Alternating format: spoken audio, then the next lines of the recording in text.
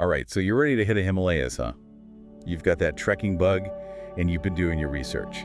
Lots of incredible trails to explore. Yeah, and sometimes maybe a little too much to sort through. It can be overwhelming for sure. Definitely. So that's what we're here for, right? This deep dive, we're going to make sense of it all. Break it down, find the perfect trek for you. Exactly. Now, we're talking Himachal Pradesh, which has everything. I mean, you've got the stark beauty of Spiti Valley, high-altitude desert. Right. Then you've got Kajir, which people call mini Switzerland, so lush and green. Such a variety. Yeah, Himachal's got something for everyone. Luckily, we've got our expert here to help us navigate all of this. Happy to be here. Now, what's amazing is how Himachal has treks for all levels, from beginner to super challenging. Absolutely. To keep things clear, we'll broke it down by difficulty, starting with those perfect for, someone just starting out. Great idea. Now, I know Triand is super popular, especially for weekend treks. It is, yeah. What is it about Triand that makes it so beginner-friendly? Well, for one, you get these amazing panoramic views of the Daladhar range. Wow. But you don't have to do like a grueling multi-day trek to get there. So it's a good reward to effort ratio. Exactly. Perfect for getting a taste of the Himalayas without pushing yourself too hard. I like that. Now, what about someone who wants those views, but also a bit more serenity? Like maybe a little history thrown in. Prashar Lake might be perfect for that. It's a really beautiful lake high up in the Daladhars. I've seen pictures. It's gorgeous. And there's this ancient temple right on the edge. Wow, an ancient temple. Yeah, overlooking the lake. It's truly special, very peaceful vibe. Okay, that's going on the list. Now, you mentioned Hatu Peak, also a good one for beginners, right? Yes, Hatu Peak is the highest point in Shimla. Oh, wow. Incredible views from up there, and again, very peaceful, real escape from everything. I can imagine. We talked about these beginner treks being good for people with limited time. But what about those who want more of a cultural experience, even on a shorter trek? Well, for that, you can't beat the Tosh Valley trek. Tosh Valley. It's in the Parvati Valley, known for its traditional villages, really preserved way of life. Interesting. It's a gentle walk through these villages. You get to meet the locals, see how they live, experience the culture firsthand. So even a short trek can give you a taste of the real Himachal. Absolutely. That's fantastic. It seems like there really is a beginner trek for everyone. Definitely. But now I want to get into the more challenging stuff. What's next level up from these beginner treks? So moving into moderate treks, we're talking longer trails, steeper climbs, higher altitudes. Okay, now we're talking. Beast-Kun trek is a good example. A good transition trek, actually. How so? Well, it's challenging, but still doable for fit beginners. Gotcha. And the views are incredible. Hanuman Tibba, the Bees River, you really start to feel like you're deep in the Himalayas. I'm already picturing it. The crisp mountain air, those views. What else is hiding in this moderate category? Oh, for a real challenge and some unforgettable scenery, the Sar Pass trek is a must. Sar Pass, okay. This one takes you through everything: dense forests, meadows full of wildflowers, you even cross snow-covered paths. Ooh, snow. Yeah, and the views from the pass itself, panoramic, absolutely stunning. Sounds like quite the journey. What makes Sar Pass unique compared to other moderate treks? I think it's the variety. You experience so many different types of terrain in a relatively short time. Oh, I see, like a sampler platter of the Himalayas. Exactly, that's a good way to put it. Now, what about for those who like to avoid the crowds? Any hidden gems among these moderate treks? Definitely, the Kalachini Pass trek is a great option for that. Less crowded. Less crowded, okay. And it takes you through these beautiful forests, alpine meadows, really serene. Peaceful. Yeah, and the views of the Pir Panjal and Daladhar ranges are amazing. I can only imagine. You might even spot some wildlife along the way. Ooh, wildlife, like what? Well, you're going through different ecosystems, so there's a chance of seeing all sorts. Himalayan birds, mountain goats, even snow leopards if you're lucky. Wow, okay, that's tempting. So we've got beginner treks with stunning views, cultural immersion, then moderate options with the challenging Sar Pass and the serene Kalachani Pass. Yep. I'm seeing a theme here. Even within these difficulty levels, Himachal Pradesh offers such diversity. It really does. But now I want to hear about those really challenging treks, the ones that push you to your limits. Okay, now we're getting into serious adventure territory. Let's do it. These are the treks that require excellent fitness, experience with high altitude, and a true spirit of adventure. So, not for the faint of heart. Not exactly. All right, hit me with it. What's the most iconic, difficult trek in Himachal Pradesh? Well, I'd have to say the Pin Parvati Pass is up there. Pin Parvati, okay. It's a legendary trek connecting the Kulu Valley with the Spiti Valley. Kulu to Spiti, wow. Yeah, crossing a high-altitude pass that's not for the faint of heart. Definitely a challenge. So this is where those truly adventurous spirits are tested. Oh yeah, both physically and mentally. What is it about Pin Parvati that sets it apart from other difficult tracks? Well, it's not just the challenging terrain and altitude, it's the scale of the journey. Okay. You're going from lush greenery in Kulu to the stark, high-altitude desert of Spiti. Two completely different landscapes. Exactly. It's like crossing between two worlds. That's incredible. And the remoteness, you're really off the grid on this one. It sounds like the ultimate test of endurance and a chance to see some incredible landscapes. It is. Trust me, the rewards are worth the effort. Imagine standing at the top of the pass. Oh, I bet. Surrounded by those towering peaks, views stretching for miles. You'll never forget it. I'm sold. But what about someone who maybe isn't ready for such a long, challenging trek, but still wants to experience that remoteness? In that case, the Kinnar Kailash trek is fantastic. Kinnar Kailash, right. It takes you to the sacred Kinnar Kailash peak. Sacred. Yeah, it's a revered site for pilgrims and a magnet for adventure enthusiasts. Interesting combination. You trek through these stunning landscapes, glaciers, waterfalls, and reach this place with such spiritual significance. So what does a spiritual trek actually mean, like in the context of the Himalayas? That's a great question. You see, in the Himalayas, mountains are often considered sacred. Trekking to them can be a deeply personal spiritual experience. It can be about connecting with a deity, a belief system, I see. or even just finding peace amidst that incredible nature. For many, Kinnar Kailash is a pilgrimage. Wow, a pilgrimage, that's powerful. Now, for those who really crave that deep dive into remote cultures, what other challenging treks would you recommend? Well, the Rupshu Valley trek is like nothing else, a true expedition. Rupshu Valley, okay. It takes you all the way to Ladakh. Ladakh, from Himachal. Yeah, you're trekking through high-altitude deserts, crossing rivers, and experiencing the unique Buddhist culture of that region. So it's not just about the physical challenge. It's about immersing yourself in the culture and beauty of these remote areas. It's like a whole other world out there. Now, before we move on from these difficult treks, any other hidden gems you want to mention?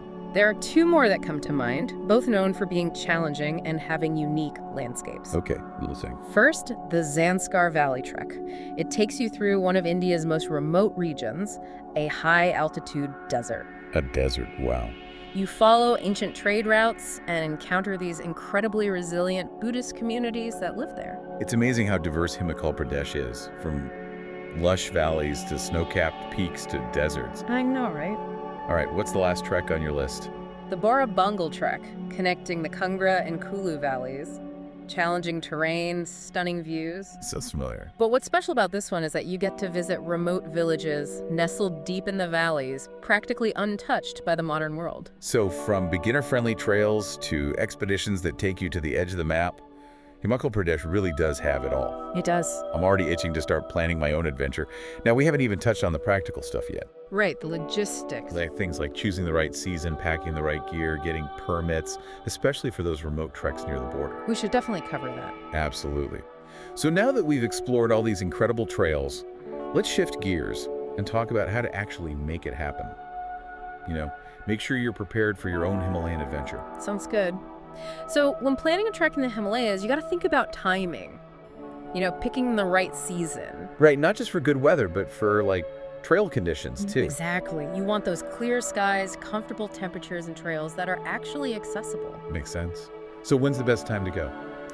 Well, generally speaking, the pre-monsoon season, March to June, is ideal. Yep. And then post-monsoon, September to November. So basically avoid the monsoon and those harsh winter months. Yeah, pretty much. All right. But especially for those remote treks, like the ones we talked about, Rupshu Valley, Zanskar, Barabungal. Right, those are high altitude too. Exactly. Those areas can be completely inaccessible in winter because of the snow. And I imagine monsoon season would make the trails pretty treacherous. Oh, definitely. Safety first. Always. Now, what about permits? You mentioned those earlier, especially for treks near the border. Yeah, permits are essential for certain treks, especially in those restricted areas. So those remote ones we talked about. Yep, you'll need to research which treks require permits and apply well in advance. So is it mainly those remote difficult treks? Or are there other times you need permits? Well, most treks in restricted areas will need them, but some popular trails might also have permit requirements. Even if they're not near the border. Right. It's often to manage the number of trekkers, for sustainability. Oh, that makes sense. So it's always best to check the specific requirements for each trek before you go. Good point. Better safe than sorry. Okay, now acclimatization. That's got to be super important, especially in a place like Himachal Pradesh. It's crucial, especially for those difficult treks where you're gaining a lot of altitude. Yeah, those trails can get pretty high up. Oh yeah, some of them go well above 4,000 meters. And that's where altitude sickness can become a real issue. So what's the best way to acclimatize? The key is to ascend gradually. Give your body time to adjust to the thinner air. So take it slow, listen to your body, don't be afraid to take rest days. Exactly. And remember, even experienced trekkers can get altitude sickness, so don't underestimate it. Good advice. Speaking of being prepared, let's talk gear. What are some must-haves for trekking in Himachal? Well, first things first, you need a good pair of trekking boots. Sturdy, I imagine. Oh yeah, ankle support and good traction are essential for those rocky trails. What about clothing? Layers, layers, layers. Like, the temperatures can change drastically throughout the day, especially as you gain altitude. So be prepared for anything. Exactly. A warm hat and gloves are essential too, even in the warmer months. Because it gets chilly at night. Oh yeah. And speaking of chilly evenings, a warm sleeping bag is a must. Okay, boots, layers, hat, gloves, sleeping bag. Got it. What else? One thing I always recommend for high altitude treks is a good quality down jacket. Down jacket. It packs down small, but it's incredibly warm when you need it, for those cold evenings or if the weather changes suddenly. That makes sense. Yeah. Now, what about cooking? Do you need a special stove for high altitudes? That's a good question. Some stoves don't work so well at higher altitudes because of the lower air pressure and colder temperatures. Oh, right. So look for stoves that are specifically designed for high altitude use. They'll make cooking much easier. Good tip. Now, I remember you mentioned that the Hampton Pass trek also connects the Kulu and the Hall valleys, just like the Pin Parvati Pass. Yes, they both do. So what are the main differences between those two? Well, they both offer challenging and beautiful experiences, but Pin Parvati is definitely more demanding. How so? It's longer, more remote, and crosses a higher pass. It's a true expedition for experienced trekkers. Got it.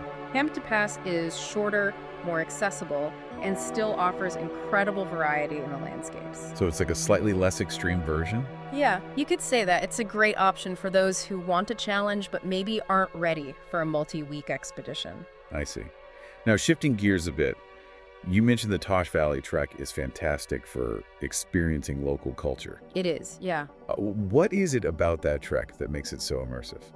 Well, the Tosh Valley is in the Parvati Valley, which is known for its traditional villages and preserved way of life. Right.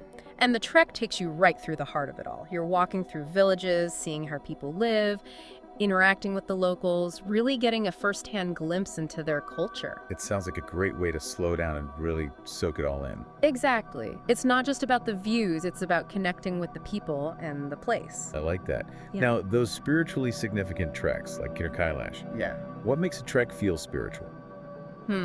That's a really interesting question. I think it's different for everyone. Okay. It's about finding a connection with something larger than yourself, whether that's a specific deity, Right. the power of nature, or just a sense of peace and introspection. It's like an inner journey as much as a physical one. Absolutely. Yeah. And in the Himalayas, mountains are often seen as sacred. Yeah, you can definitely feel that energy. So, trekking to these high-altitude peaks can be seen as a pilgrimage, a way to pay homage to the landscape and connect with a deeper sense of purpose. So it's not just about reaching the summit, it's about the whole experience. Exactly. The challenges, the moments of awe, the connection with nature, it's all part of it. That's a beautiful way to put it. It seems like Himachal Pradesh, with its stunning landscapes and inherent serenity, provides the perfect setting for that kind of transformative experience. I think so too. So we've covered a lot of ground here. Yeah, a lot of trails. From those easygoing beginner treks Yeah. to those epic adventures, remote villages, high-altitude deserts. Himachal really has it all. It's a trekker's paradise, that's for sure. But I imagine with all these options, Yeah, it can feel overwhelming. Like, where do I even start? it's part of the fun though, right? Figuring out which trail speaks to you. True. We've talked about difficulty levels, landscapes, the cultural side of things, even the spiritual aspect of trekking. What would you say are some key things to consider when making that final decision? Well, I think it comes down to asking yourself a few questions, like, what kind of experience am I looking for? Do I want solitude, surrounded by stunning scenery? Right. Or do I want a challenge, something that really pushes me to my limits? Or maybe a mix of both. Exactly. Or maybe it's more about cultural immersion, connecting with the people and the place. Those are great points. Mhm. It's not just about how hard the trek is, it's about what you want to get out of it. Absolutely. So once you have a better sense of that, you can start narrowing things down. Right. Think about the time of year you want to go, the level of challenge you're comfortable with. The scenery, the cultural experiences. Exactly. And I think it's important to remember that even though we've given a good overview here, Yeah. things can change, Yeah. right? Weather conditions, accessibility, even local regulations. Definitely. Always good to do your research, check the latest info before you go. Stay flexible. Flexibility is key, especially in the Himalayas. You never know what you might encounter. So, to our listener out there, dreaming of those breathtaking mountains, take this information, think about what matters most to you. And get ready for an amazing adventure. Exactly. Yeah. And don't forget, it's not just about reaching the destination, it's about the journey itself. The moments along the way. The challenges, the memories, the awe-inspiring views. Couldn't have said it better myself. Well, folks, there you have it, our deep dive into the trekking trails of Himachal Pradesh. Hope you enjoyed it. We hope you're feeling inspired and ready to plan your own Himalayan adventure. Happy trekking.